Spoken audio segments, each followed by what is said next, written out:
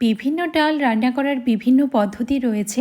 একদিন মটর ডাল টমেটো দিয়ে ঠিক এইভাবে রান্না করে দেখো। আশা করি তোমাদের ভীষণ ভালো লাগবে।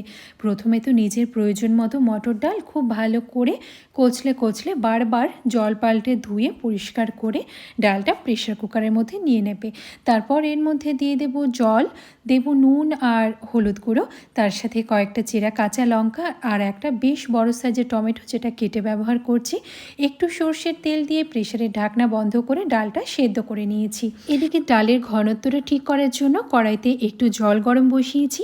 আর ডাল এতটাই সুন্দর সেদ্ধ হয়েছে যে ডালে কাঁটা ব্যবহার করার প্রয়োজন পড়েনি। কড়াইতে দিয়ে দিচ্ছি সর্ষের তেল, দুটো শুকনো লঙ্কা, হাফ চা চামচ মতো কালো সর্ষে আর একটা বেশ বড় সাইজের টমেটো একটু বড় বড় করে কেটেছি। তার মধ্যে একটু হলুদ গুঁড়ো আর একটু চিনি, যেহেতু টমেটো পড়ছে একটু চিনি তো মাস্ট। টমেটো খুব বেশি গলিয়ে দেবো না, হালকা ভেজে সেদ্ধ করে রাখা ডাল দিয়ে ফুটে উঠলেই নামিয়ে নাও।